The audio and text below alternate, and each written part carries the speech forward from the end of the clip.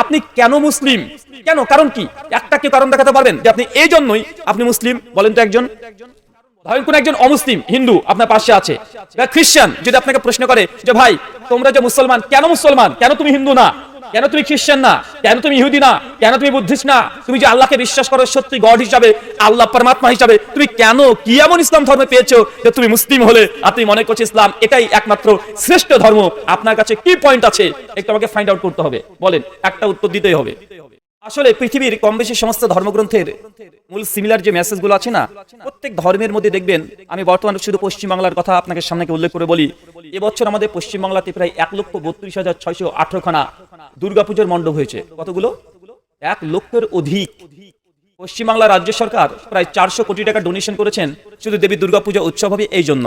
আর আমাদের Indian Paschimbangla report বলছে প্রায় না হলেও অধিকাংশ মণ্ডপগুলোতে যেসব পূজা অর্চনা করা হয়েছে তার যদি হিসাব করতে যান প্রায় 6,000 মানে 600 কোটি টাকার উপরে পশ্চিম বাংলাতে শুধু মানে খরচ হয়েছে দুর্গাপূজাকে কেন্দ্র করে। আমি মানা করছি না যে তারা করেছে এটা ভুল বা ঠিক, এটা পরে আলোচনা হবে। মূল কথা আমার এই প্রশ্ন যে পৃথিবীর প্রত্যেক ধর্মের অনুসারী তারা যখন ধর্ম পালন করে তারা কি জাহান্নাম যাওয়ার জন্য করে না জান্নাত? একজন হিন্দু পণ্ডিতকে জিজ্ঞাসা করেন যে স্যার আপনারা তো এই যে পুজো অর্চনাগুলো করছেন, আমি তো একজন মুসলিম, প্রতিদিন 5 ওয়াক্ত নামাজ আদায় করি, রমজান মাসে 30 দিন আমি উপোস থাকি, সিয়াম পালন করি, রোজা করি, যদি সামর্থ্য থাকে হজ করে, সামর্থ্য থাকলে জাকাত দিই, কুরবানি করি, দান করি, সদকা করি, কত খরচ আমরা করছি, তো এখন বলেন তো আপনাদের ধর্ম বিশ্বাস অনুযায়ী আমরা মুসলিম, আমরা কি আপনাদের স্বর্গে প্রবেশ করতে পারবো? উত্তর কি হবে বলেন তো? কি বলবে? কি বলবে? অবশ্যই সে যেটা ধর্মকে বিশ্বাস করে সে আপনাকে বলে দেবে না দাদা আসলে আপনারা মুসলমান আছেন, আমাদের স্বর্গে আপনাদের কোনো স্থান নেই, কারণ তুমি যতই ভালো কাজ করো না কেন, নামাজ, রোজা, হজ, যাকাত, দান, সদকা, কুরবানি যাই করে না কেন, আমাদের সনাতন ধর্ম বিশ্বাস অনুযায়ী তোমরা কখনোই আমাদের স্বর্গে, আমাদের বৈকুণ্ঠ ধামে কখনো প্রবেশ করতে পারবে না। আর তারপরেও তোমরা মুসলমান, তোমরা আমাদের গোমাতাকে জবাই করে হত্যা করে খেয়ে নিচ্ছ, আর তোমরা মুসলমান, তোমরা জান্নাত বা স্বর্গে যাবে? তারা কখনোই মেনে নিবে না আমি যতই ভালো কাজ করি না কেন আমি স্বর্গে যাব। এই কথা, এই মন্তব্য কোন সনাতনী হিন্দু দাদা করবে? কথা বলেন না। ঠিক একই ভাবে এখন আমার কাছে যদি কোনো একজন অমুসলিম আসে, এসে বলে দেখুন রুহুল আমিন ভাই, দেখেন আমরা লক্ষ কোটি টাকা খরচ করে দেবী দুর্গা পূজা করলাম, কালী পূজা করলাম, জগদ্ধাত্রী পূজা করব, লক্ষ্মী পূজা করছি, এত লাখ লাখ কোটি কোটি টাকা খরচ আমরা করছি, আমরা উপোস থাকছি, আমরা একাদশী ব্রত পালন করছি, হাজার রকমের ক্রাইটেরিয়া আমরা ধর্ম পালন করছি, এত কিছু করার পরেও আমরা মুসলিম মানে অমুসলিম যারা আছি, হিন্দু সনাতনী যারা আছি, আমরা কি আপনাদের ধর্ম অনুযায়ী আমরা কি জান্নাত যেতে পারবো? বা আমাদের ফতোয়া কি থাকবে? আমরা বলবো না যে না তোমরা যেতে পারবে না, কেন? তোমরা এই কাজগুলো করোনি বা এই কাজগুলো করার কারণে অবশ্যই তুমি স্বর্গে যেতে পারবে না, মানে জান্নাত যেতে পারবে না। আমার প্রশ্ন এখানে যে প্রত্যেক ধর্মের অনুসারীদের কমন যে বিশ্বাস, তার নিজের ধর্মকে মনে করে সঠিক এবং সত্য মনে করে ধর্ম পালন করছে, কোটি কোটি টাকা খরচ করছে, উপোস থাকছে, আমরা করছি, তারাও করছি, কিন্তু আমাদের বিশ্বাস অনুযায়ী তারা ভুল, তাদের বিশ্বাস অনুযায়ী আমরা ভুল। ভুল কি ভুল নয়? কথা বলেন। এখন আমার এত কিছু জানার দরকার নেই, আমার দরকার জান্নাত যাওয়া, আমার প্রয়োজন স্বর্গ লাভ করা। আমি কিভাবে জান্নাত যাব? অন্তিম অবস্থায় যে হিন্দু বা খ্রিস্টান, ইহুদি বা নাস্তিক সকলকে মৃত্যুবরণ করতে হবে কি হবে না? হবে। আর আমরা সকলে বিশ্বাস করছি মৃত্যুর পর একটা জীবন আছে। আমাদের উদ্দেশ্য তো স্বর্গ যাওয়া তথা জান্নাত যাওয়া। এখন তারা যদি বলে যে আমি ইসলাম ধর্ম গ্রহণ করার কারণে আমি জান্নাত বা স্বর্গে যেতে পারবো না, আমরা তাকে বলছি তুমি আমাদের জান্নাত আসতে পারবে না। এখন মূলত কারা সত্যের পথে আছে, কোন ধর্মটা সঠিক, আসলে কারা সত্য দিনুল হক একদম সত্য ধর্মের উপরে আছে, এটা একটা বড় প্রশ্ন। কি প্রশ্ন নয়? এটা কোনো সমালোচনা নয়, এটা হচ্ছে আমাদের চাহিদা, আমাদের আকাঙ্ক্ষা যে আমরা মানুষ রূপে পৃথিবীতে এসেছি, আমাদের মৃত্যু সকলেরই হবে, কিন্তু মৃত্যুর পরে যদি দেখি যে না আমি যে বিশ্বাসটা বিশ্বাসী সে বিশ্বাসটা আসলে সঠিক না, ভাই আমরা বিপদে পড়ে যাব না? বা তারা বিপদে যাবে না? অবশ্যই যাবে। কিন্তু এর সমাধান কোন ধর্ম যে সঠিক, কোন বিশ্বাস যে সঠিক, এটা কে বলবে? এটা আমি বলে দিতে পারবো? মানুষ তো স্বার্থপর। আমি যেহেতু মুসলিম আমি অবশ্যই বারবার গর্ব করে বলবো আল্লাহ কোরআনুল কারিমে বলেছেন সূরা আলী ইমরান সূরা নম্বর 3 আয়াত নম্বর 19 ইন্নাদ-দীনা ইনদাল্লাহিল ইসলাম, আল্লাহর কাছে গ্রহণযোগ্য একমাত্র ধর্ম সেটা ইসলাম। অতএব ইসলাম ছাড়া কেউ স্বর্গে যেতে পারবে না, জান্নাত যেতে পারবে না। এটা আমরা মুসলমান যেহেতু আমরা এই দাবি করব কি করব না? করব। একইভাবে হিন্দু ঠাকুর বলেন, সনাতনী পণ্ডিত বলেন, তারা বলবে যে সর্বধর্মাম পরিত্যাজা মামেকাম শরণাং ব্রজা। গীতা 18 অধ্যায় 66 নম্বর শ্লোকে শ্রীকৃষ্ণ অর্জুনকে বলছে সর্বধর্মাম, সমস্ত ধর্ম পরিত্যাগ করে দাও। কোন ধর্ম মানার দরকার নেই, সর্বধর্মাম পরিত্যাজ্যা। পৃথিবীতে যত ধর্ম আছে 4,500 সব ধর্মকে ত্যাগ করে দাও। মাম একাম, শুধুমাত্র এক ঈশ্বরকে একমাত্র একজন ব্যক্তিকে শরণাঙ্গরা যা, তারই আরাধনা করো, তারই গুণকীর্তন করো, তবেই তুমি মোক্ষ লাভ তথা স্বর্গে যেতে পারবে, নচেত তুমি স্বর্গে যেতে পারবে না। এখন সনাতনী দাদারা গীতার শ্লোক নিয়ে তারা বলবে যে আমরা কৃষ্ণ ভক্ত, আমরাই স্বর্গে যাব, আর দুনিয়ায় যারা কৃষ্ণ ভক্ত না তারা নরকে যাবে। বলছে কি বলছে না? বলছে। এখন আমার প্রশ্ন, ঠিক কে করবে? কারা ঠিক? আমাকে হুজুরকে জিজ্ঞাসা করবেন, আমরা বলবো আমার ধর্ম ঠিক। একজন হিন্দু পণ্ডিতকে বলবেন, হিন্দু পণ্ডিত বলবে না আমাদের ধর্মটা ঠিক। একজন ইহুদিকে জিজ্ঞাসা করবেন, ও বলবে আমাদের ধর্ম ঠিক। একজন খ্রিস্টানকে জিজ্ঞাসা করবেন, ও বলবে না আমাদের খ্রিস্ট ধর্মটা ঠিক। তো সবাই তো দাবি করছে আমরা ঠিক, আমরাই ঠিক, আমরাই একমাত্র সঠিক ধর্মে আছি, বা দাবি করছে কি করছে না? এখন সত্য আমি যাচাই করবো কিভাবে? এটা তো কঠিন জিনিস, আর এই সত্য আমাকে বের করতেই হবে। যে কোনো মূল্যে জীবন চলে যায় যাক, তারপর সত্যকে বের করতে হবে। কেন জীবন যদি চলে যায়, মৃত্যুর পরে যদি আমাকে নরক ভোগ করতে হয়, যে জাহান্নামে চলে যেতে হয়, এর চেয়ে ভয়ঙ্কর পরিণতি আর হতে পারে না। তাই যতদিন জীবিত আছি অবশ্যই আমাকে সত্যের অনুসন্ধান করতেই হবে। এর জন্য কোরআনুল কারীম যখন আমরা মুসলমানরা নামাজ পড়ি, সেই সূরাতুল ফাতিহা আমরা পাঠ করি কি করি না? আলহামদুলিল্লাহ সূরাটা পাঠ করি কি করি না? আমরা প্রতিদিন বলি ইহদিনাস সিরাতাল মুস্তাকিম, আল্লাহ তুমি আমাকে সোজা সরল পথ দেখাও, সত্য পথ কোনটা তুমি আমাকে সেটা দেখাও। আমরা চাই কি চাই না? চাই কি চাই না? আমরা প্রতিদিন চাচ্ছি যে আল্লাহ সত্য পথ কোনটা আমাদেরকে সেটা দেখাও। আল্লাহ সুবহানাহু ওয়া তাআলা বলছেন সূরা জুমার সূরা নম্বর 39 আয়াত নম্বর 18, আল্লাযীনা ইয়াসতামিউনাল কওল ফায়াত্তাবিউনা হাসানা উলাইকা আল্লাযীনা হাদাহুমুল্লাহ ওয়া উলাইকা হুম উলুল আলবাব। জনসাধারণকে সামনে রেখে আল্লাহ কোরআনে একটা মেসেজ দিচ্ছে, আল্লাযীনা ইয়াসতামিউনাল কওল, যারা মনোযোগ সহকারে কথা শ্রবণ করে, মন দিয়ে একদম সম্পূর্ণ মনকে উজাড় করে দিয়ে, খোলা রেখে, উন্মুক্ত রেখে, কোন রকম বিদ্বেষ না রেখে, মনটাকে পরিষ্কার রেখে যারা কথা শ্রবণ করে, আল্লাযীনা ইয়াসতামিউনাল কওল, মনোযোগ সহকারে যারা কথা শ্রবণ করে, ফায়াত্তাবিউনা হাসানা, তারপর শোনার পরে যেটাকে উত্তম মনে হবে, আহসান গুড, বেটার, বেস্ট, সবচেয়ে ভালো যেটা মনে হবে সেটাকে যারা অনুসরণ করে, ফাউলাইকাল্লাযীনা হাদাহুমুল্লাহ, আমি আল্লাহ, আমি স্রষ্টা, তাদেরকেই মূলত সঠিক পথ, হেদায়েতের পথ দিয়ে থাকি। তার মানে আমাদের কি করতে হবে? কেউ কথা বলে শুনতে হবে। যদি না শোনেন, আর শুনলে হবে না, মনটাকে উজাড় করে দিয়ে শুনতে হবে। একদম নিউট্রাল গিয়ারে থাকতে হবে, মানে সামনে পেছনে ঝুঁক যেন না থাকে, কোনো বায়াসনেস যেন না থাকে, প্রভাবিত যদি না হয়ে থাকে, আপনাকে একদম নিরপেক্ষ দৃষ্টিভঙ্গি নিয়ে আলোচনা শুনতে হবে। তারপরে আল্লাহ বলছে শোনার পরে আমাদের দায়িত্ব কি বলেন তো ভাইজান? শুধু শুনলেই হবে না, তারপর আহসানা, সবচেয়ে যেটা উত্তম ভালো ওটাকে গ্রহণ করার মতো মন রাখতে হবে। মানে শুনলাম, আমি দেখলাম না আসলে ঠিকই তো বলছে, কথা তো লজিক্যালি বলছে, যৌক্তিক বলছে, এর মধ্যে অবশ্যই দর্শন যেটা শিখাচ্ছে অবশ্যই ঠিকই বলছে, কিন্তু আমি গ্রহণ করব না। যদি এমন যদি অন্তর থাকে, হৃদয় থাকে, সেই ব্যক্তি কখনো সত্যপথ পেতে পারে না। আল্লাহ এই জন্য বলছে অন্ধের মতো ইসলামে গ্রহণ করতে হবে। আল্লাহ এই কথা বলেনি, আল্লাহ বলছে শোনো, শোনার পরে যেটা উত্তম মনে হবে সেটাই গ্রহণ করো। যদি গ্রহণ করো, আমি আল্লাহ অবশ্যই তোমাকে সত্য রাস্তা কোনটা, সঠিক পথ কোনটা, আমি আল্লাহ দেব। এটা হচ্ছে এক ক্রাইটেরিয়ার কিছু মানুষের কথা আল্লাহ বলেছে। সমাজে এরকম মানুষ আছে না নাই, যে সত্য পেলেই মেনে নেয়, তারা আছে না নাই? আছে। আর এক শ্রেণী মানুষের কথা কোরআনে আল্লাহ বলে দিয়েছে। সূরা বাকারা সূরা নম্বর 2 আয়াত নম্বর 170, সূরাতুল মাইদা সূরা নম্বর 5 আয়াত নম্বর 4, সূরা লুকমান আয়াত নম্বর 21, সূরা আম্বিয়া আয়াত নম্বর 52, 53, 54, পর পর কোরআনে 7 বার এই আয়াতটা আল্লাহ সুবহানাহু ওয়া তাআলা ব্যবহার করেছেন। কি বলছেন? ওয়া ইযা কিলা লাহুম তাআলাউ মা আনজালাল্লাহ ওয়া ইলা রাসূল ক্বালু হাসবুনা মা ওয়াজাদনা আলাইহি আবাআনা। আল্লাহ বলছেন কিছু মানুষকে দেখবে, মানুষকে ডাকবে, তাআলাও, আসো, এইদিকে আসো, আনজালাল্লাহ, আল্লাহ স্রষ্টা আমাদের উপরে যা অবতীর্ণ করেছে, যা মেসেজ তিনি দিয়েছেন, যে বার্তা তিনি দিয়েছেন, যে আদেশ করেছেন, উপদেশ করেছেন, নির্দেশ করেছেন, এইদিকে আসো, যেটা আমাদের রব, প্রতিপালক, স্রষ্টা, ক্রিয়েটর, গড, পরমাত্মা, ঈশ্বর, ভগবান, ইহোবা যা অবতীর্ণ করেছে সেই দিকে আসো। এক শ্রেণী মানুষ তখন দেখে বলবে, বলু, তারা তখন বলবে হাসবুনা, আমাদের জন্য যথেষ্ট। কি যথেষ্ট? মা আজাদনা আলাইহি আবাআনা, আমরা তো ওই পথেই চলবো যেই পথে আমাদের বাপ দাদা পূর্বপুরুষরা চলেছিল। তুমি কি নিয়ে এসেছো, কোন মেসেজ দিচ্ছ, ধর্মগ্রন্থে কি আছে, এটা আমার জানা দরকার নেই। আমি তো ওটাতেই সন্তুষ্ট, আমি ওটাতেই খুশি, আমার জন্য ওটাই যথেষ্ট। কি যথেষ্ট?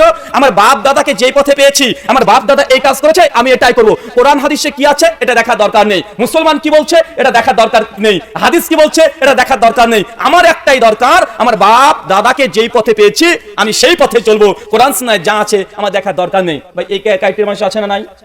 আছে না নাই? এই সমস্যা সমাজে সব জায়গাতে আছে, সব জায়গাতে আছে। দেখবেন নবী ইব্রাহিমের ঘটনা আল্লাহ কোরআনুল কারীমে বর্ণনা করেছে।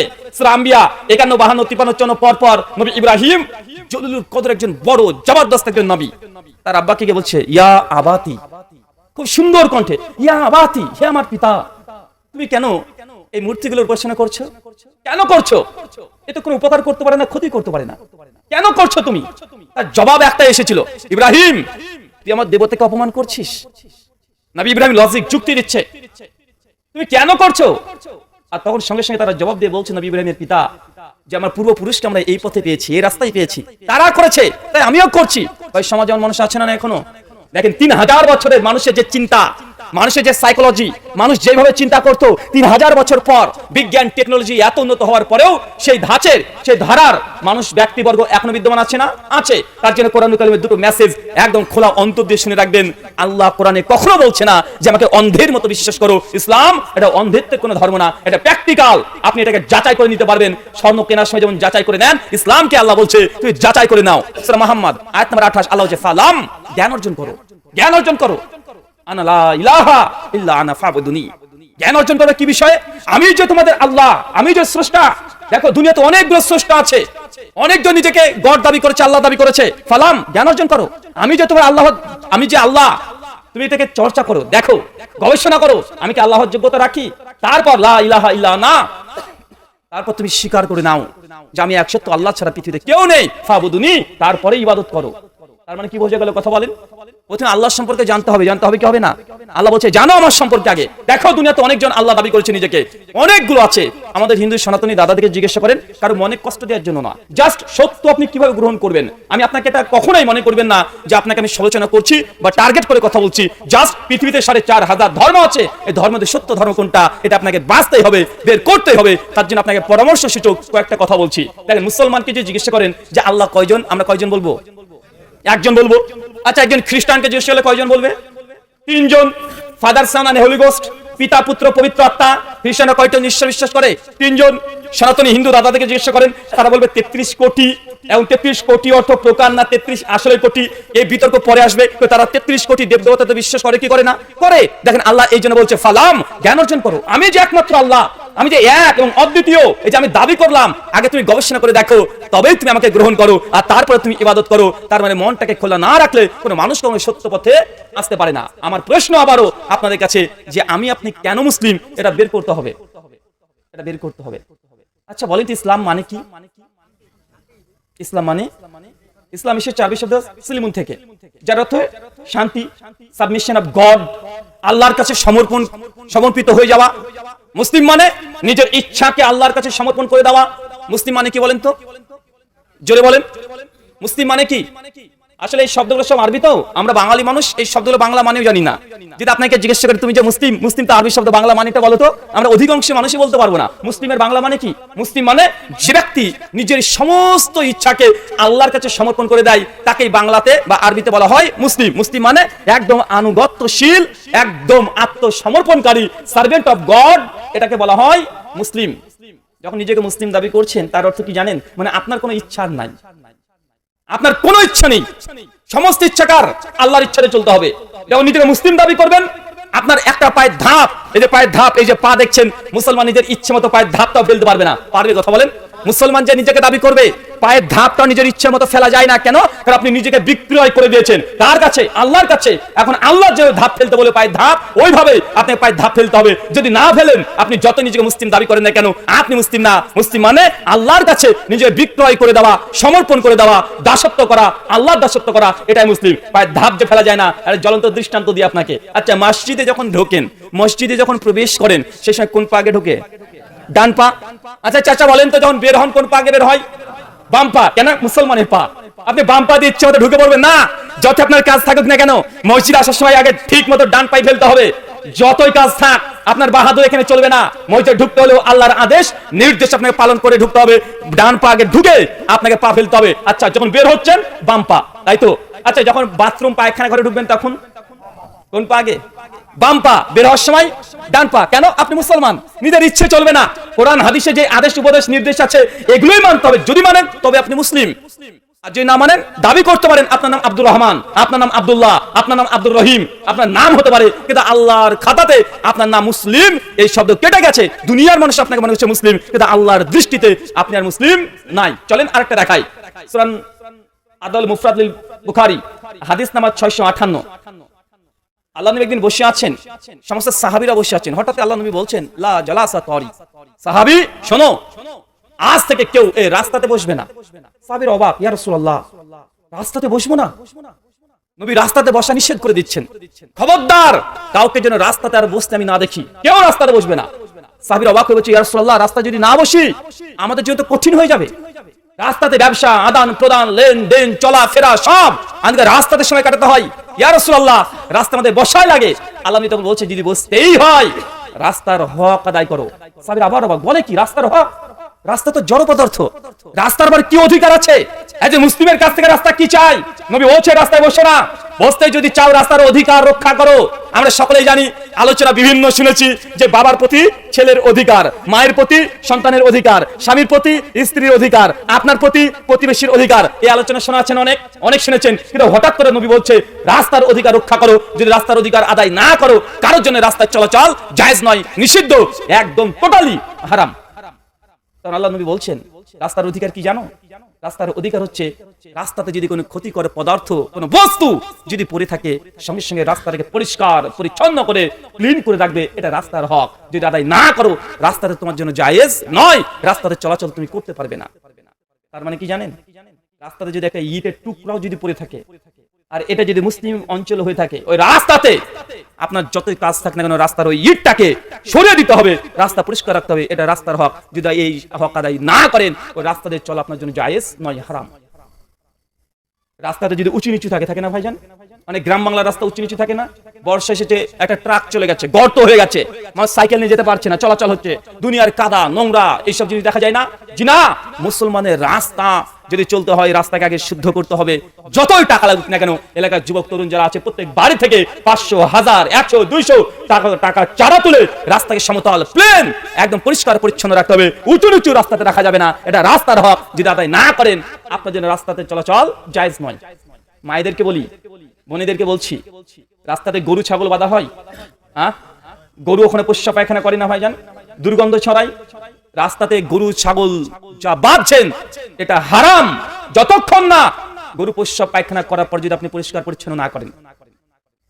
গরু বাঁধতে পারবেন, ছাগল বাঁধতে পারবেন, তবে কি দায়িত্ব কি আপনার? অবশ্যই গরু যখন পোষ্য পায়খানা করে দিবে, সঙ্গে সঙ্গে পরিষ্কার পরিচ্ছন্ন রেখে করে ফেলতে হবে, এটা রাস্তার হক। যদি আদায় না করেন, রাস্তাতে গরু ছাগল বাঁধা এটাও জায়েজ নয়। এখন চিন্তা করেন, মুসলিম মানে কি বলেন তো? মুসলিম মানে আত্মসমর্পণকারী, মুসলিম মানে নিজের কোন ইচ্ছা চলবে না, মুসলিম মানে আল্লাহ নবী যা বলেছে হুবহু মেনে চলতে হবে, এটার নাম মুসলিম। মানে আপনার নিজের ব্যক্তিগত কোনো কথা চলবে না ইসলামে। আল্লাহ নবী তারপরে বলছেন রাস্তার হক আদায় করো। রাস্তার হক কি? বলছে কোন শ্রমিক যদি রাস্তা দিয়ে চলাচল করে, তার বোঝা যদি ভারী হয়ে যায়, তার বোঝাটাকে হালকা করে দাও। বোঝা হালকা মানে বুঝলাম না, মানে দেখছেন একটা রিক্সাওয়ালা, একটা ভ্যান চালক ভ্যানে পাটের জড়া নিয়ে চলে যাচ্ছে, আর একটা গর্তের চাকা পড়ে গেছে, তুলতে পারছে না, এমন সিন দেখা যায় কি যায় না? যায় না? আল্লাহ নবী বলছেন যতই তুমি কোটিপতি হও না কেন, যতই ধনী হও না কেন, তোমার দায়িত্ব সঙ্গে সঙ্গে গাড়ি থেকে নেমে হোক বা চলতে চলতে হোক, নেমে ওই রিক্সাটাকে ঠেলা দিয়ে তাকে তুলে দেওয়া, এটা রাস্তার হক। যদি আদায় না করেন, রাস্তাটা আপনার জন্য চলাচল জায়েজ নয়। আমি মনে বুঝাতে পারছি না, ইসলামকে বুঝতে পারছেন? আপনি যে কেন মুসলিম বুঝতে পারছেন?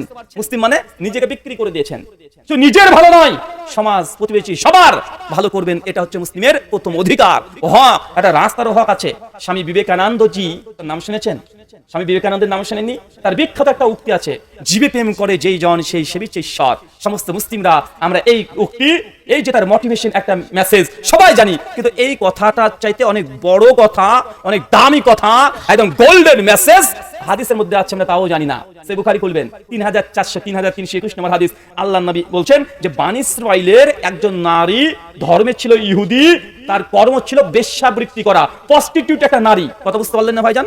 বেশ্যা নারী, কোন ধর্মের? ইহুদি ধর্মের। রাস্তা দিয়ে চলছিল, হঠাৎ করে একটা কুত্তা, মানে কুকুর, ডগ, ও কাতরাচ্ছে, পিপাসার জ্বালায় ছটফট করছে, মারা যাবে এরকম পরিস্থিতি। তো মেয়েটার কুকুরটাকে দেখে এতই দরদ উতলে পড়লো, মেয়েটা নিজের পোশাকের কোন একটা অংশ খুলে, একটা কুয়া ছিল, কুয়াতে দৌড়তে গিয়ে কুয়াতে চুবিয়ে দিয়ে পানি তুলে ওই কুকুরটাকে চিপে চিপে পানিটা খাইয়ে দিল। কিছুক্ষণের মধ্যে কুকুর যেমন সুস্থ হয়ে গেল, ছুটে চলে গেল। আল্লাহ নবী এই ঘটনাকে সামনে রেখে বলছে, শোনো, এই মহিলার এই কর্মটা, এই ইহুদি নারী, বেশ্যা নারী, তার এই কর্মটা আমাদের রব আল্লাহ সুবহানাহু ওয়া তাআলা এতই পছন্দ করেছে, এতই পছন্দ করেছে, মেয়েটার পেছনের যত গুনাহ, যত পাপ ছিল আল্লাহ সব ক্ষমা করে মেয়েটার জন্য জান্নাত নসিব করে দিয়েছে।